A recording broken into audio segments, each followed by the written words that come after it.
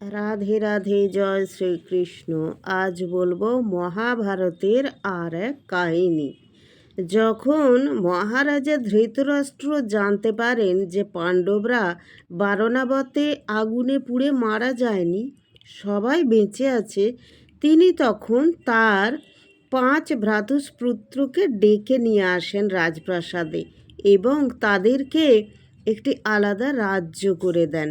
সেই রাজ্যটি অনেক কষ্ট করে গড়েন এই পাণ্ডবরা। তিনি শুধুমাত্র একটা জঙ্গল দিয়েছিলেন। সেই জঙ্গলটাকে পঞ্চপাণ্ডব অনেক পরিশ্রম করে এক প্রাসাদ তৈরি করে। আসলে প্রাসাদটা তৈরি করেছিলেন স্বয়ং দেবশিল্পী বিশ্বকর্মা। তিনি দেবরাজ ইন্দ্রের মতনই এই ইন্দ্রপ্রস্থ তৈরি করেছিলেন। এই প্রাসাদের নামও হয়েছিল ইন্দ্রপ্রস্থ। এত সুন্দর আর এত মায়াবী এই প্রাসাদ, যা একবার চোখে লাগলে মানুষ অবাক হয়ে যেতে পারবে যে এরকম কি কখনো প্রাসাদ হতে পারে।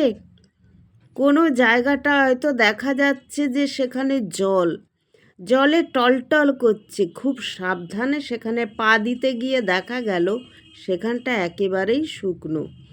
আবার এমন জায়গা আছে যেখানে মনে হচ্ছে একদম জল নেই, পুরো শুকনো ঠকঠকে জায়গা, কিন্তু সেখানে পা পড়তেই দেখা গেল জলের মধ্যে পড়ে গেছে পা। এই রকম অস্বাভাবিক। আর এই রকম যে এত সুন্দর একটা প্রাসাদ কখনো হতে পারে তা তো কেউ ভেবে দেখেনি। এবারে মুশকিল হয়েছে, যখন এই ইন্দ্রপ্রস্থটা তৈরি হলো তখন ভগবান শ্রীকৃষ্ণ যুধিষ্ঠিরকে বললেন যে তোমাকে বড় ভাই এবারে কিন্তু একটা রাজসূয় যজ্ঞ করতে হবে, তবে তুমি হবে পৃথিবীর শ্রেষ্ঠ সম্রাট। তো তোমাকে রাজসূয় যজ্ঞ করতে হবে, তো তুমি সবাইকে আমন্ত্রণ করবে, সমস্ত রাজ্যের রাজা রাজপুত্রদের আমন্ত্রণ করা হবে। তো হস্তিনাপুরেরও তার সবাইকে নিমন্ত্রণ করা হয়েছে। প্রথমে কেউ যেতে চায়নি, কিন্তু পরে শকুনি মহাকুটিল তো সে তার বড় ভাগনা, ছোট ভাগনা দুঃশাসন আর দুর্যোধনকে নিয়ে গেল। বলল চলো, কিছু তো মজা হবে, আমরা মজাটা দেখতে পাবো। এই ভেবে তারা নিয়ে এলো সেই ইন্দ্রপ্রস্থে এসে দেখে তারা অবাক। বাগানে দেখছে হরেক রকমের ফুল। এত ফুল তো হস্তিনাপুরের রাজপ্রাসাদেও নেই। কত রকমের গাছ, কত রকমের পাখি এসে বসছে সেই বাগানে, তারা দেখে হতবাক হয়ে গেছে। এইবারে সব থেকে মুশকিলে পড়ে গেছে দুর্যোধন। সবাই যখন প্রাসাদে ঢুকে পড়েছে, এত বড় প্রাসাদ তাদের হস্তিনাপুরে নেই, তো তারা চারিদিক ঘুরে ঘুরে দেখছে। শকুনি, দুঃশাসন, কর্ণ তারা এদিক ওদিক ঘুরছে, দুর্যোধন একা হয়ে গেছে। দুর্যোধন এদিক ওদিক ঘুরছেন, এক জায়গায় দেখছেন দরজাটা একদম কাঁচের দরজা।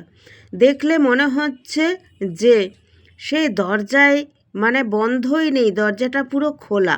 তিনি যখন সেই বন্ধ দরজাটাকে খোলা দরজা, ফাঁকা জায়গা বলে প্রবেশ করতে গেলেন, তখন কাঁচে ধাক্কা খেলেন। তখন বুঝলেন যে না, এটা একদম কাঁচের দরজা, কিন্তু আমি ওটাকে ফাঁকা ভেবেছিলাম। তখন এক দাসী এসে বলল, মহারাজ এটা কিন্তু একটা দরজা, চলুন আপনাকে আমি দরজা খুলে দিচ্ছি, বলে দরজা খুলে দিল। দুর্যোধন ভেতরে প্রবেশ করে এদিক ওদিক দেখছেন। এক জায়গা দেখছেন যে সেখানে দরজা আছে। তিনি দরজা খুলতে গেলেন, দেখলেন কোনো দরজাই নেই, সেটা ফাঁকা। তিনি অবাক হয়ে গেলেন।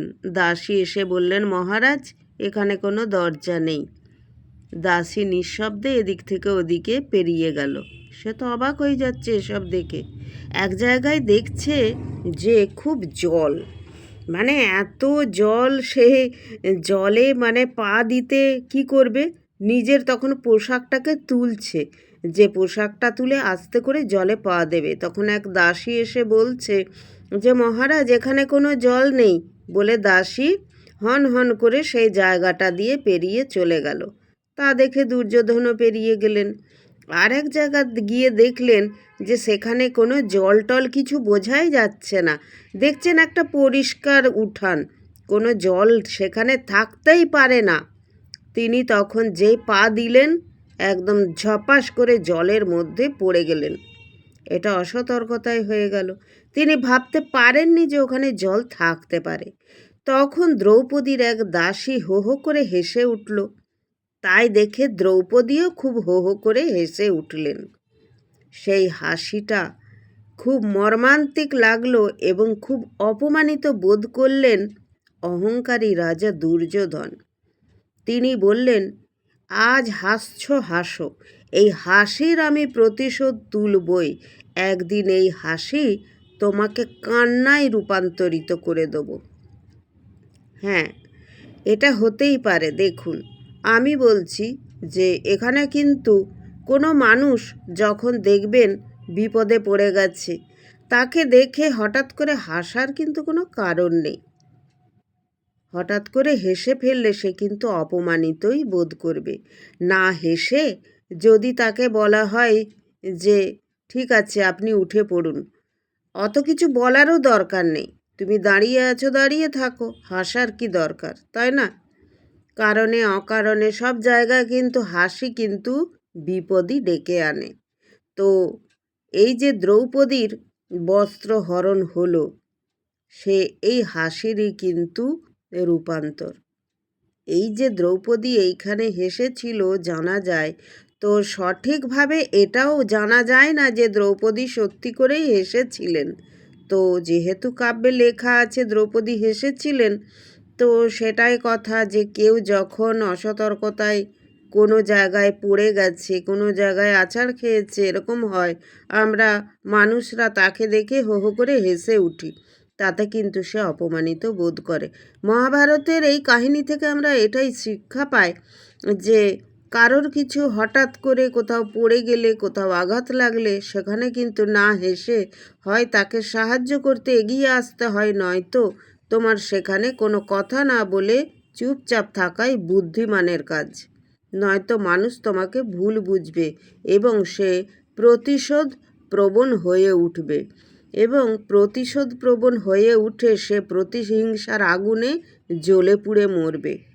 তারপর কি হলো না, সেই দুর্যোধন তার মামা শকুনির সঙ্গে চক্রান্ত করে তার দাদা যুধিষ্ঠিরকে পাশা খেলায় আমন্ত্রণ করে বুদ্ধির বশে তার দাদার সমস্ত সম্পত্তি নিয়ে নিল, এই ইন্দ্রপ্রস্থ রাজপ্রাসাদও নিয়ে নিল। তারপর 4 ভাই এবং দ্রৌপদীকে দাস আর দাসী বানিয়ে নিল এবং পরিশেষে বলল, আজ থেকে দ্রৌপদী আমাদের দাসী, আমরা দাসীকে নিয়ে যা খুশি করতে পারি। তাই দাসীকে ভরা সেবায় এনে তাকে নগ্ন করার চেষ্টা করা হলো। কিন্তু সেটা তাদের আশাতে ছাই পড়ে গেল, কেননা ভগবান শ্রীকৃষ্ণ দ্রৌপদীর লাজ রক্ষা করলেন। আজ এই গল্প কাহিনী থেকে আমরা এটাই বুঝতে পারি, এইটুকু অন্তত জানতে পারি যে কারোর সেই মুহূর্তটে দুর্বল মুহূর্তটা উপলব্ধি করে তাকে সাহায্য করতে পারো নাই পারো, অন্তত তাকে হাসির খোরাক করে কেউ তুলো না। মহাভারত থেকে আমরা অনেক কিছু শিক্ষা অর্জন করতে পারি, কিন্তু শিক্ষা নেয় কজন, তাই না?